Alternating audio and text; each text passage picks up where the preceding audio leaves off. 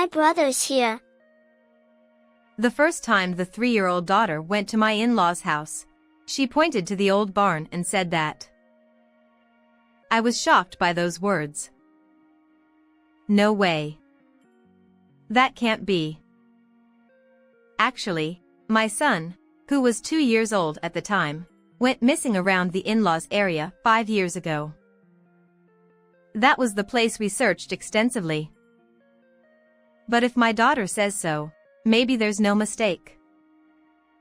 Because she has a mysterious power. With trembling hands, I opened the heavy door, and an unbelievable sight met my eyes. It was a moment when I was liberated from long suffering. It was 3 years ago when my daughter Emma was born. Since we have a daughter now, let's forget about Justin. My husband Louis told me that. But I think it's better for you that way. I bit my lip and stayed silent without arguing. Maybe it was his way of caring for me, but I couldn't forget about my son Justin. It was my negligence that led to my son's disappearance, and I had been blaming myself ever since Justin went missing. That day when the incident happened was a Sunday at the end of April 5 years ago. Today, go to my parents' house. Louis, who is usually gentle, said so forcefully at that time. Sure, but why all of a sudden? Is something going on? Looks like my parents are preparing for Children's Day and want to see Justin. They wanted to show their first grandchild the impressive fish decorations swimming in the sky and the ornaments displayed in the alcove. Or so they said. My in-laws' house was in the countryside, taking over 2 hours by changing trains and bullet trains. We both worked, with my husband working for a major company in the city and me doing translation work from home, so we couldn't visit home easily. I feel uneasy. But let's do our duty to my in-laws, who I should really consider as my own parents. There was another reason why we didn't visit my in-laws' house much. My mother-in-law always treated me harshly for being a daughter-in-law. But since my parents had already passed away, I convinced myself and left my husband, who had to work on his day off, and went to my in-laws' house with my son. As soon as we arrived, my in-laws welcomed Justin with joy, saying, "The heir has come." But as expected, my mother-in-law glared at me. Louis ended up with a worthless wife. Not only did you take away my son, but you won't let us see our grandson. I'm sorry. My job keeps me busy, and I can't find the time. You, a woman, acting so high and mighty with a job. I never liked you from the start. She kept throwing one cold word after another at me. Because of you, my son has changed. He doesn't even come back as the heir. But that's because Louis decided it himself. I don't want to hear such talk. It's all your fault. No matter what I said, my mother-in-law wouldn't accept me. My father-in-law, who stood beside her, was kind to me, but it seemed he couldn't oppose my mother-in-law and pretended not to hear. Maybe if my husband had been there, he would have defended me, but at that moment, I could only endure. Still, my son was delighted to see the big fish decorations and the impressive Children's Day decorations he couldn't see in the city. Furthermore, my in-laws owned a large, impressive sake brewery, and there were big trees in the spacious garden. Mom? Here. Take it.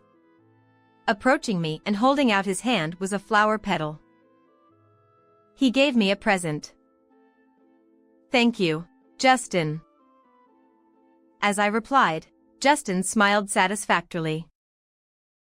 Then I was called by my father-in-law. Sorry, but could you help carry the luggage? He asked me to carry about 10 large cardboard boxes loaded on the truck into the barn. Come on, Big guy, let's go. I took my son's hand as he squatted under the tree looking at the flower petals and decided to leave him with my mother-in-law indoors. While I help your husband, please take care of Justin. Whatever.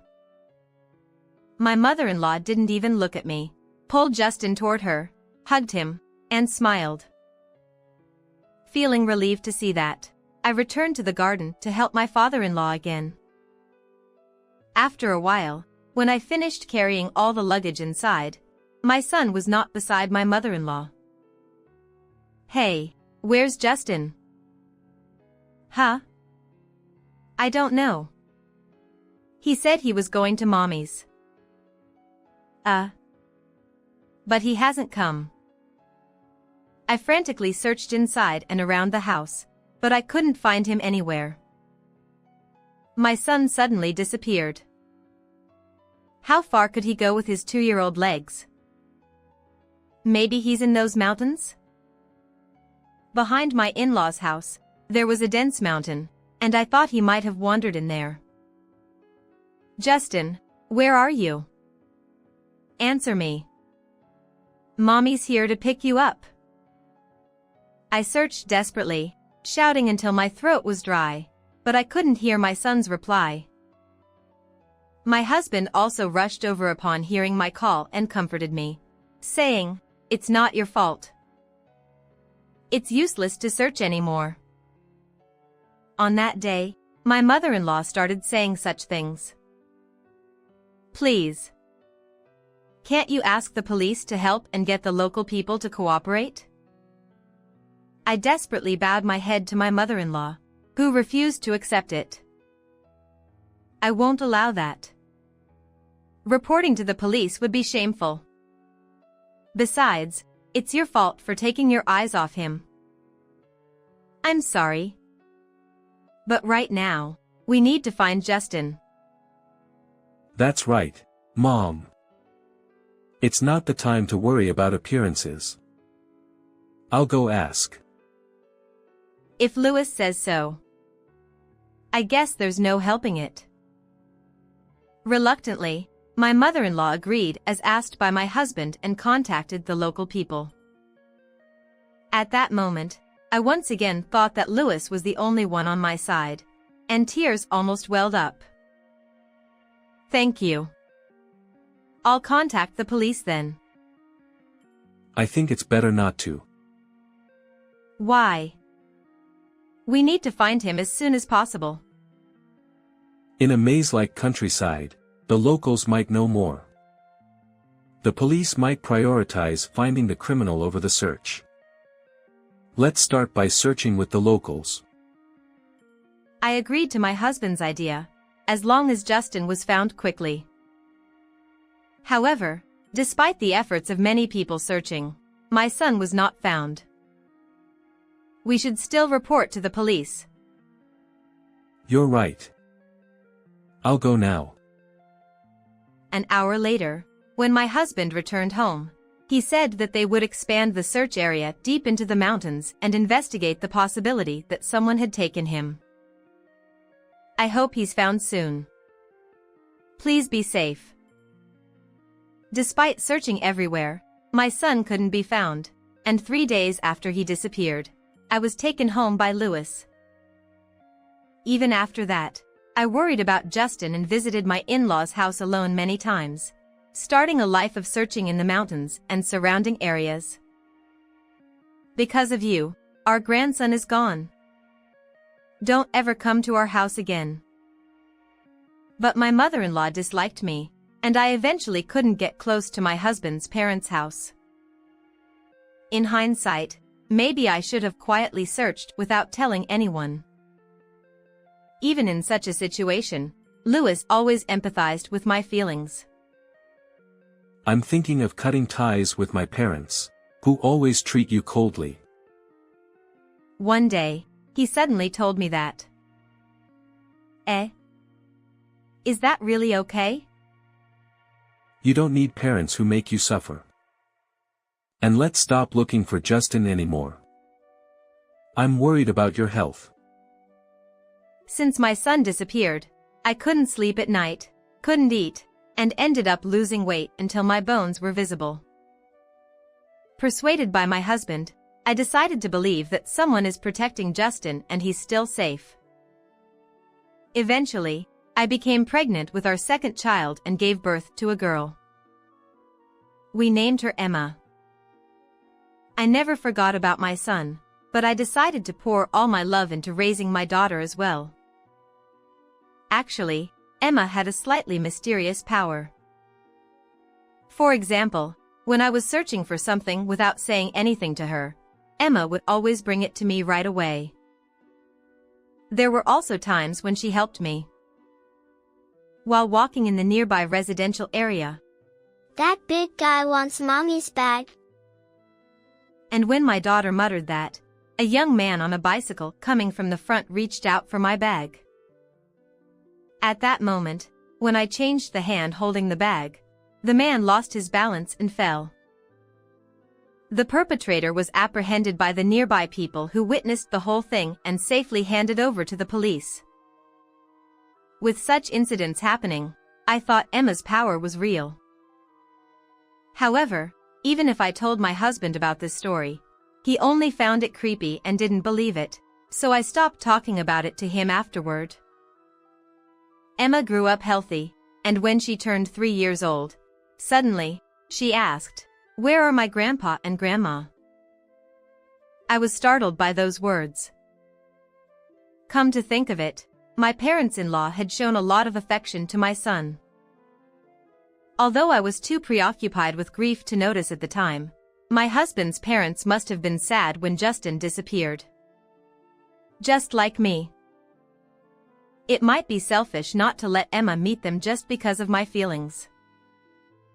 Thinking that way, I decided to consult with Lewis. I've cut ties with my terrible parents. There's no need to let our daughter meet them now. He vehemently opposed it with a grim expression. But I felt an indescribable discomfort with his attitude. In hindsight, maybe it was a premonition of something. A few days later, without telling my husband, I decided to visit my in-laws' house with Emma for the first time in years. When I arrived at the nearest station and called to inform them that we would take a taxi there, my father-in-law ended the call unilaterally in a fluster, saying, "I'll pick you up by car right away." Since I was already in a taxi, I tried calling back, thinking we shouldn't miss each other, but the call didn't go through. By the time I arrived near my in-laws' house, I decided to take a detour from the road with Emma holding my hand. As we walked along the narrow path leading to my in-laws' house, my daughter suddenly pointed to the barn behind the building. My big brother is in there. Even though I hadn't told her about Justin, it was strange that she suddenly said that. Could it really be? With a last hope, I peeked into the dimly lit barn and was met with a surprising sight. It was the figure of a boy chained to a pillar in the barn. It was my beloved son, whom I had never forgotten for a single day. Justin. I frantically went around to the entrance of the barn, but it was locked and I couldn't get in right away. I swung the hatchet that was nearby over and over again, and somehow managed to unlock it, perhaps because the key was rusty and old. I finally found you. Tears overflowed as I hugged my son. Who are you? Are you going to help me? Looking puzzled, Justin stared at me, and I said, "Let's get out of here right away." He looked worried and said, Grandpa and Grandma locked me up. I wonder if this is okay. "Might that be true?" I was so shocked that I lost my words. Surprisingly, my husband's parents were involved in the incident of my son's disappearance. "I'm your mommy. I've been looking for you all this time." To rescue my son, I took pliers from the toolbox that was in the corner of the barn and cut the chain. Then I took the children and hurriedly entered a mountain path off the road. This was a part of the mountains that I had entered many times to search for Justin, so I had a little familiarity with the area. First, I need to contact Lewis. Thinking so, I took out my phone from my bag, and although I was so focused on rescuing my son that I didn't notice, there were tons of missed calls from my husband. Hello, it's you? Finally got through. I'm heading to my parents' house. Don't talk to the locals. My husband started saying incomprehensible things like not trusting the locals. Even though I hadn't told him anything, Lewis knew that we were at my in-laws' house. Probably his father had contacted him. But still, why would he dislike contact with the locals who had helped search for Justin together when he disappeared? So, where are you now? I'm at the station, waiting for your father to come. Feeling a bad premonition, I deliberately lied to my husband. Oh, then that's good. I felt something was wrong with Lewis, who seemed relieved. I continued to walk along the mountain path with the children and decided to stop by a house along the way. It was the home of the Smiths, who had helped in the search for Justin before. Hello. Justin has been found. When I spoke up, they looked very skeptical. What are you talking about? He was found right away after you left, wasn't he? Eh? What do you mean? We were told that he was found in the shed right after you left. That's impossible. I was bewildered, and Mr. Smith explained further. But it turned out that they had been told by my parents-in-law that since our son's wife ran away with another man, we are raising Justin in that house. That's a lie. I vehemently denied it, and Mr. Smith twisted his head, saying, "It seems like the story we heard was different." The locals believed the story from my in-laws because they occasionally saw my husband return to his parents' house, and they had seen Justin at his entrance ceremony. So, does that mean Lewis was also involved in deceiving me? That's too much. I trembled with regret at the fact that my son had been torn away from me all this time. At that moment, Emma gently held my hand. Mommy, I'm glad my big brother was found. Smiling, she held hands with her newly met brother Justin with her other hand. Justin looked at Emma with confusion, and then looked up at me. Until then, Justin's expression had been stiff, but he looked into my eyes and said with tears streaming down his face, Are you really my mommy? You didn't abandon me, right? I haven't forgotten you for a single day. We'll be together forever from now on. Justin nodded silently. When I listened to Justin's story, he told me that his grandparents had received a call from someone and took him to the barn, telling him, "Don't make a sound. Hide," and chained him there just before meeting me. Thinking about how scared my son must have been, my body heated up with anger. I can never forgive this. The Smith couple, who had been watching our situation, offered their help. I immediately called my father-in-law and husband and told them that I was at the Smith's house. The first one to rush over was my mother-in-law. "Don't you dare take my grandson away on your own."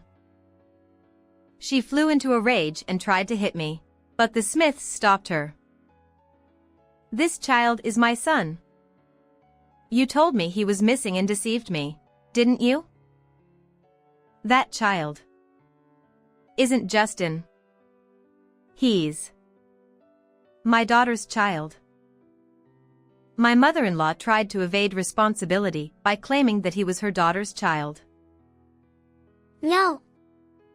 He's my big brother. That's right. Your story doesn't match hers. This child is Lewis's, right?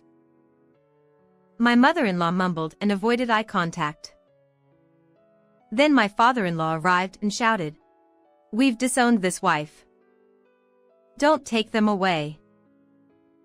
And tried to take Justin back forcefully. He tried to forcibly take my son away from me, who wouldn't let go, but Mr. and Mrs. Smith intervened, trying their best to protect my son. What are you doing? I cut ties with my parents. Let's go home. Then, Lewis came running with a changed expression and told me, "I won't be deceived anymore. You're the one who separated Justin from me." Stop saying weird things. I've always been on your side, haven't I? I glared sharply at my husband, trying to evade the issue. "I can't trust you. I've decided not to let go of this child." I don't know what you're talking about. Justin is gone. Give up. My husband continued to deny the existence of our own son, who was right in front of him. Upon hearing this, Justin, with a tense expression, asked, Am I not your child? I don't know anything about you. Nevertheless, Lewis continued to shower him with harsh words. "I won't forgive you. This time I'll go to the police and tell them everything." Even if you do that, it'll just be laughed off as a family dispute. My husband tried to escape somehow, but it didn't work out.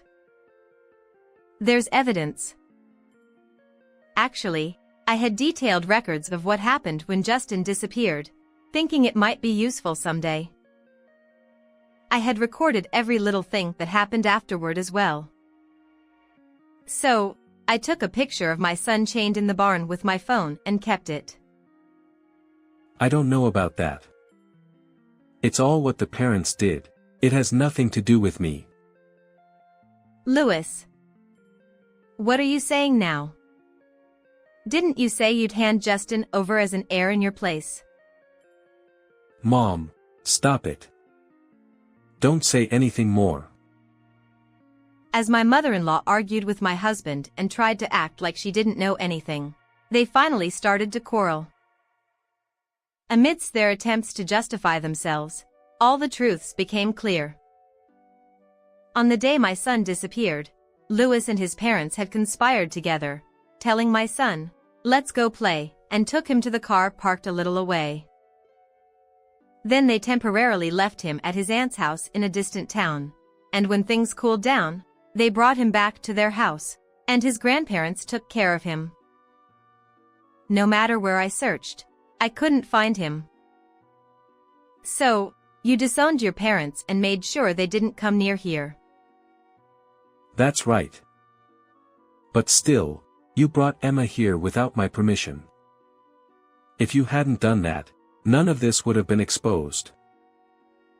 This incident was prompted by my husband, who was being blamed by his parents for not having an heir and wanted to continue living in the city. So he plotted to hand over our son as his substitute. That's despicable. You only think about yourself. But what else could I do? I hate the countryside. I had no choice but to give up Justin. Even if I told you, you would have opposed it, right? Of course. There's no way I could let go of my own child. At that time, Lewis defending me was also an act by my mother-in-law and husband to prevent me from reporting them. They only told the locals to search for the child, and my husband never went to the police. I was completely deceived. I'm sorry. So let's not go to the police. Justin is fine, as you can see. That's right. I raised him with love.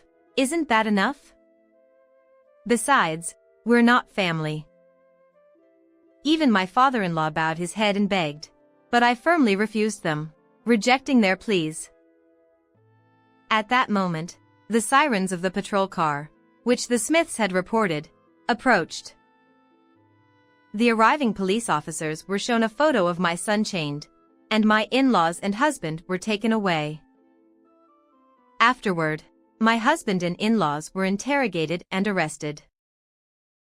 I divorced Louis and decided to claim $30,000 in compensation and $300,000 in child support for both children.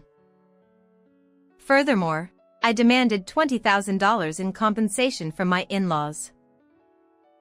Afraid of the heavy charges, my in-laws relinquished their land and property and agreed to pay in a lump sum. Since my husband was found guilty, he was fired from his company and now works multiple jobs to make payments. By the way, my in-laws put their house up for sale, but it ended up unsold, and they still live in the same place. However, they are seen with disdain by the locals and live in isolation. It's only natural since they deceived everyone, isn't it? I now live peacefully with my 2 children, away from my husband's knowledge. Justin has more smiles now and gets along well with his sister Emma, and I am very happy now. How was this story for you? Please subscribe to the channel as well. Well then, see you again in the next video.